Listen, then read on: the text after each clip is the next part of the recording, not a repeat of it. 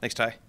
And thanks so much for everyone coming out here today. It's nice that we actually get on the roads and not have to worry about cars freezing too much here. So I appreciate you guys, bearing the weather elements and coming out here. As Todd said, this has been kind of in the process for a while now. We were very fortunate to find someone in Todd's caliber as quickly as we did.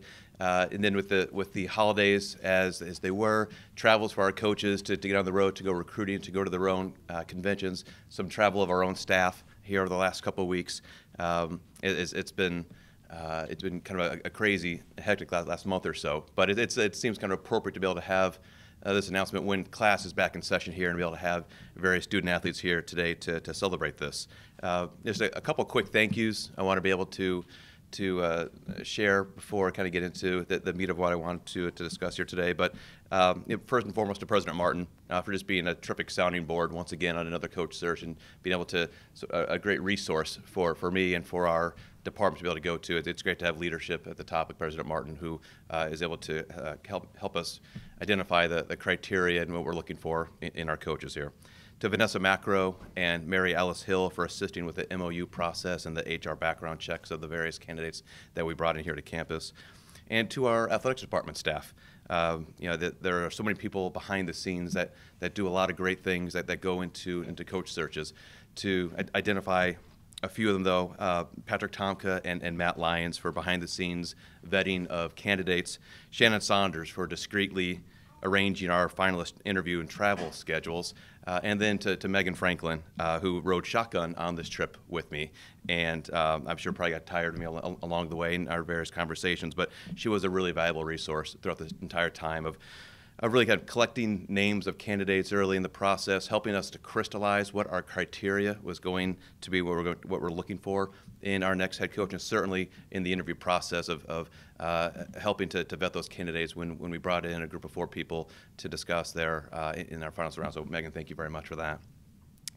I just touched on criteria and for our head coach, and much like our men's basketball search last spring, our clear objective is to identify the proper criteria and credentials for a head coach. We would not fall in love with coaches, but rather fall in love with the criteria and the credentials of our candidates and use those items to direct us to our next head coach. The foundational elements our new coach had to have is energy, passion, and vision. That must remain core to any new hire search that we do for any position in Drake athletics. Beyond that, though, a few key areas specific to this position that stood out to us as we embarked on this journey was the ability to develop young men both on and off the field, the familiarity with the unique aspects of coaching football at Drake, and the proper fit for our football program, athletics department, our campus, and our community. These criteria were developed and shared through conversations that I had with people that have already forgotten more about Drake football than I'll ever be able to know about it. I spoke with Rob Ash and Chris Creighton and Rick Fox about what it takes to be successful at Drake. My conversations with Dave Doran and Chris Ash were about the traits needed to be a successful head coach. Drake football is in a great place right now. We are in a great place because of the coaches that I mentioned before, the Rob Ash, Chris Creighton, and Rick Fox. They've shown what is possible at Drake. The challenge in this search then became who can not only live up to that legacy, but take this program even farther. The interest in the position was outstanding. From successful head coaches at the high school level, NAIA, Division III level, FCS, to position coaches and coordinators at the Division I level, at the FBS level, coaches from all over the country wanted to be the head coach here at Drake University. We talked to a number of candidates, but in the end, there was really only one that clearly stood out, and that was Todd Stepsis. Todd has been a successful coach for over 20 years and developed quality men on and off the field at every step along the way. He helped support the Impact Men program of Coach Fox, and Todd's idea of game changers at Drake will keep us developing young men ready to make a positive contribution to our campus and to our community. Todd's been at Drake for 5 years and understands the unique aspects of recruiting student athletes to our campus. His knowledge of our program will allow us to not only skip a beat in future years, and I'm excited to see him place his fingerprints on this program. Todd's a great fit for Drake University, In his first month on the job, he has already motivated our guys and strength and conditioning staff to take full advantage of the off-season. Todd's taken our coaching staff on a community service trip, and he's working on building those connections between our donors and alumni. The reaction I received in the days after announcing Todd as our next head coach was incredibly positive, including from coaches in the industry, admissions directors on our campus, support staff members within our athletics department, and players on our team. You know, Todd, a half year ago, I think we were halfway around the world, you know, climbing the Great Wall of China. It's amazing what's transpired in those 6 months. I can't wait to see what adventures we have in store for us both here in the future. It's now my privilege to introduce the 27th head coach of Drake football, Todd Stepsis.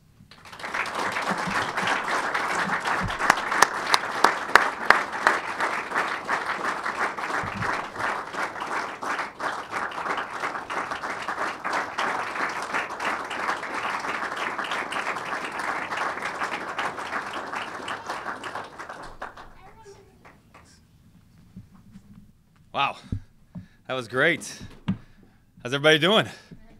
It's my first time doing this, so you know, bear with maybe some hiccups along the way, but it's a great day to be a Bulldog, no doubt about it. In the past 42 days now, that feeling's definitely gone to another level, which coincidentally, that's our vision, is we want to take our program to a new level, places that it's never been to before, and boy, we've got a good start and can't wait for that to keep going. But before I get started, I just wanted to mention that you know, on our minds as a coaching staff, we have been struck with a loss. Coach Sibnewski, who's been with us, you know, for the 5 years I've been here, he was a graduate back 1972. I think his first year playing was 68. You know, we lost him to cancer earlier this week. You know, we're really going to miss that guy. You know, we talk about impact men. We talk about game changers, people that are from Drake and who are invested in this place that make a difference. And he was one of those guys. And from the time I stepped foot on campus, he always had a smile on his face and always was there to give me words of encouragement. So our football program, we're really going to miss him, and I'm going to miss him personally as well. So. Moving forward, I was told to go into my background. You know, who am I? Where are you from?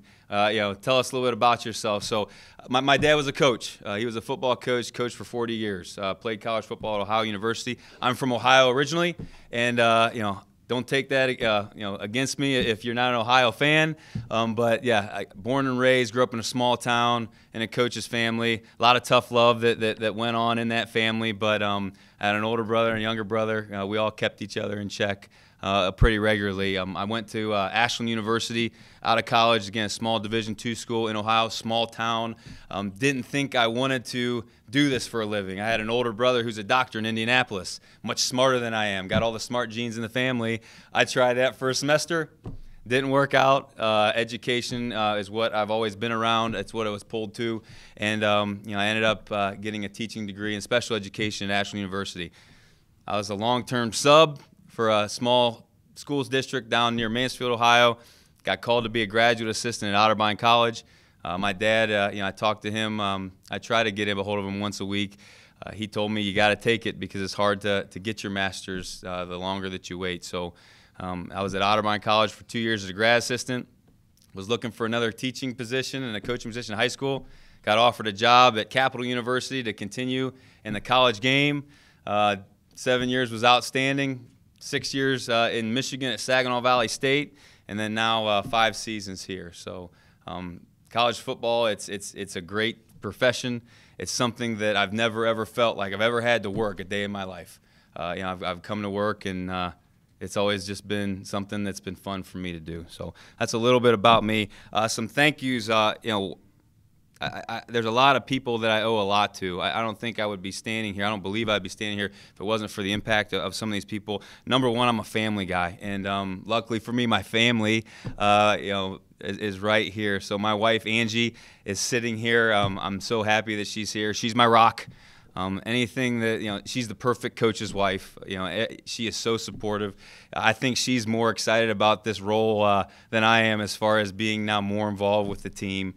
You know, she, if you haven't met her, you know, please please go out of your way. And she's very small in stature, so she's very easy to miss that way.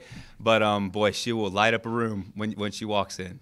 She's something special, and I'm very fortunate and very happy that she's here. Addie and Avery, the two little ones here. I know that Addie will probably do a cartwheel for you if you would ask later on. She's super pumped up about it. Again, great coaches family. My older daughter Zoe and Xander, and their mother Nicole live in Columbus. Again, it's not easy to be involved with a coach and the amount of time that's taken away from family, and they all love it and they love being around. They love being a part of a team. So thank you to my family. Again, my coaching family. A lot of them are here right now. This staff, the people that I've met in the last 5 years are one of a kind. Brad Pohl is back there, and he's our new offensive coordinator, and Al Smith, our new defensive coordinator. I mean, those guys are here not only because they're great coaches and they're great tacticians of the game, but they're unbelievable role models. I walk in to work, and these guys, I look up to them. They make me want to be a better person, better coach, better father. Mike McClanathan, he's our offensive line coach. Kirk Warrett, our running backs coach. Jeff Martin, who's a Drake grad, he helps out with our quarterbacks. Coach Cashmore with our special teams and D line. Coach Bloss back there, with our defensive backs. Coach Nash helps out with our punters, snappers, and kickers. And then Coach Applegate.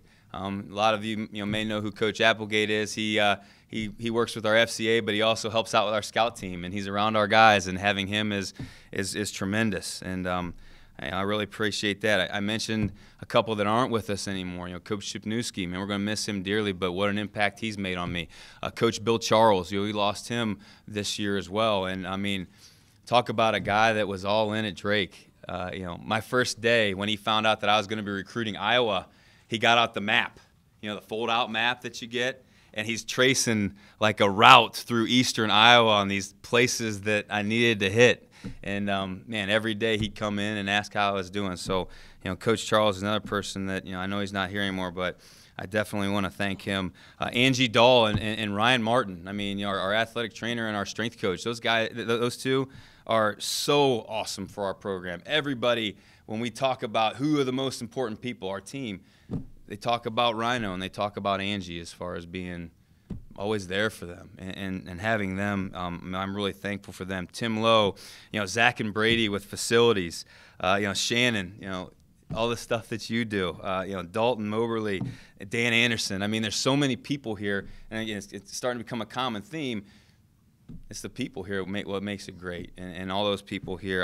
I'm really thankful to have them. President Martin and Brian. I mean, and Megan. I've said it before. Thank you for the opportunity. Thank you for taking a chance on me. But at the same time, I'm going to continue to thank you by doing a great job. And again, I'm really humbled and grateful that I have this opportunity, and I'm super excited to be here. The other people I want to thank are our players. There's a few of them here. And so in recruiting, we always get up with the group and we always talk about what's your favorite part about Drake University. And mine is simple. It's the players. It's our players. I mean, get me out of the way.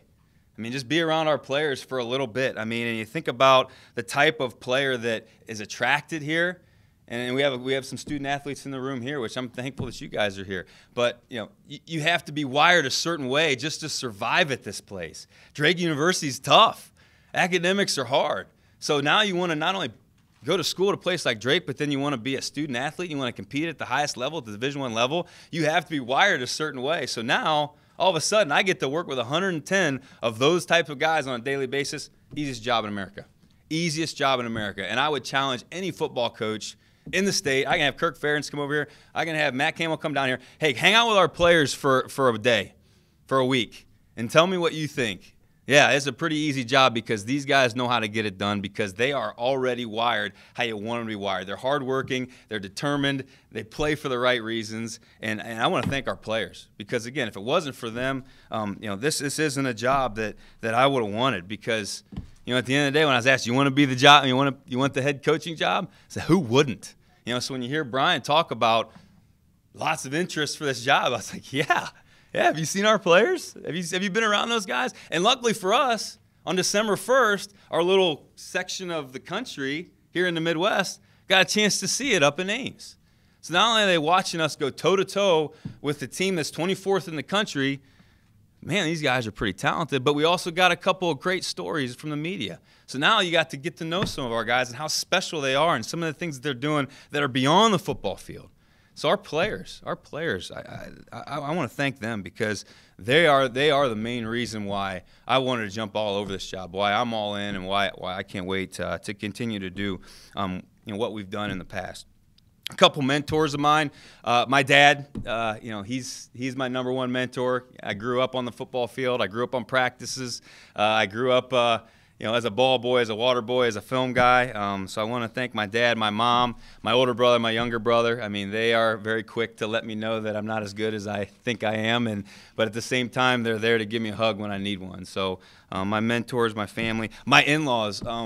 My wife's family, it's incredible what they do. I have a small army in Cincinnati, Ohio, that are Drake Bulldogs. I mean, we went home for our holiday party this year, and we always do a family picture, and they all had Drake stuff on.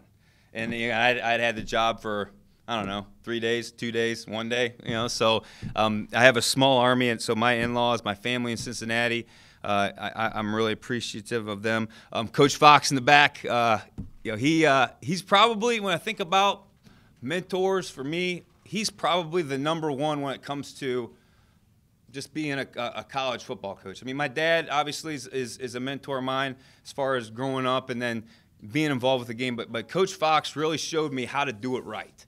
The core values, the things. I get asked all the time, like, what's going to change? What's going to stay the same? You're different. You're new. What's going to be unique to you? And there's things that I've learned here that are going to stay consistent, and they aren't going to change because I believe they're important. And it was Coach Fox and his mentorship, and I love him, and I love that I got a chance to work with him over these past 5 years, and I love that. I consider him a friend of mine, but the emphasis on academics, and you have to have that kind of emphasis to be successful here. The emphasis of giving and serving others. I mean, getting out into the community. We talk about all the time with our players on the field. We're trying to create habits. We're trying to create good habits so it becomes instantaneous reaction when it matters the most. Well, it's no different when we're talking about giving and serving. So if that's a habit that we can create while they're here, maybe the world will be a better place when they leave here. We're trying to grow hearts. We're trying to impact lives and all those types of things. I learned from Coach Fox. I learned that, everybody talks about the process. I'm sure you guys have heard it, there's the process. You got to love the process. You got to embrace the process. And I think one of the things that I learned here is, there's a process. There's a certain strategic way to do things, but it's more about relationships. So our program, since I've been here, it's been relationship-based. It hasn't been process-based. And so just learning that it's how you interact with one another, how you impact one another, how we impact our players. At the end of the day, that's how we're going to be judged. Wins or losses, that's if you do it the right way, those are going to come, and you're going to see a lot of those. But how you relate to people, how you connect to people, how you love one another, that's something that I learned from him, and I really do appreciate that. Jim Bickle was the very first defensive coordinator that I worked for, so he is where I learned the phrase, when you increase volume, you decrease performance. Increase volume, decrease performance. So what that meant was you got to keep it simple. You got to keep it simple. And there was a quote, and I'm going to read it, and it's an old Chuck Noll quote, and it's something that he introduced to me way back when, 20 years ago. And if you've watched our defenses, it's something that we've taken a lot of pride in. So champions don't beat themselves. If you want to win, do the ordinary things better than anyone else does, day in and day out. We're not going to fool people or out-scheme them. We're going to outplay them. Because we'll know exactly what we're doing, so we can get into a critical situation we don't have to think. We'll play fast and fundamentally sound. So it's talking about doing the common things in an uncommon way, and you command the attention of the world.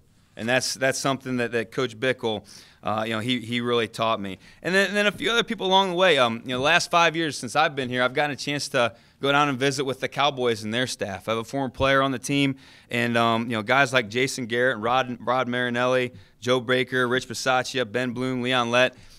Those guys showed me how to do it at a high level.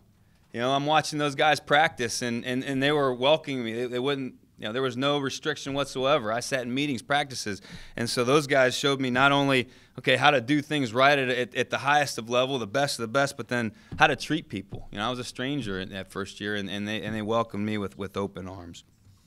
So moving forward, there's going to be some things that will change. Like I said before, being built on giving and serving. That's going to stay consistent. Having an emphasis on academics, that's going to stay consistent. But the big thing, and again, over the last 5 years, moving forward, I can honestly say this: the big thing we're going to change here is our attitude. Okay, and what I mean by our attitude of belief, because I mentioned this at the banquet. I have no doubt in my mind that our guys have tried to win. They've tried their hardest, or they've thought that they could win, or they might win, or there was a potential that the win is there, where the attitude needs to shift to the belief that we will win, down to our gut belief. Okay, so I have these two signs. I didn't bring them because my wife thinks the one is kind of funky and corny, but I've got a sign that in my office says believe, and I have a sign in my office that says it can't be done with the T crossed out. And really what that is, a constant reminder that our attitude is the biggest thing that needs to change. We need to believe. We need to believe in ourselves. We're going to believe in one another down to our core, from our head to our toes, to the bones, that we will win. We will be able to accomplish whatever we want to accomplish, and then that we need to empower our players that it can be done. All this outside noise you hear all the time, too small of a program, don't have the height, the size, the speed, don't play in front of a big crowd, all this stuff, got to block all that out, and we got to worry about ourselves. So that attitude that we have about ourselves, the attitude that we're going to believe in one another, that's the most important thing. The who we're playing, the what we're wearing, the where we're playing, the why, all that stuff. The how is what's most important for us. The how are we going to think? How are we going to treat one another? How are we going to train? How are we going to eat? How are we going to sleep? How are we going to believe? How are we going to love each other? That right there is what's going to be the emphasis for us moving forward. And I'm super excited that I get a chance to be a part of that. So again, I appreciate everybody's time, in particular the basketball guys. Man, that means a lot that you guys were here. That's really, really awesome. I've enjoyed watching you all play. It's been a blast. You guys have done a great job, and I believe in you guys. And I believe in this place. At the end of the day, that's why I'm here. And my wife will attest to it. Drake University, Des Moines, Iowa, this place, we believe in this place. This place is something special. And all you got to do is look around on a day-to-day basis. This place is something that is unlike any other. And I believe that. I believe that. And I've met a lot of people that have been a part of this place over time. I'm old now. I call them old, but I'm old too. But you know what? The alumni that I've met, the people that have been involved with this place and this program and this university, this town, something I was all about being a part of. And I believe this is the place for me, and I'm excited to get started. So thanks everybody. I appreciate the time. So.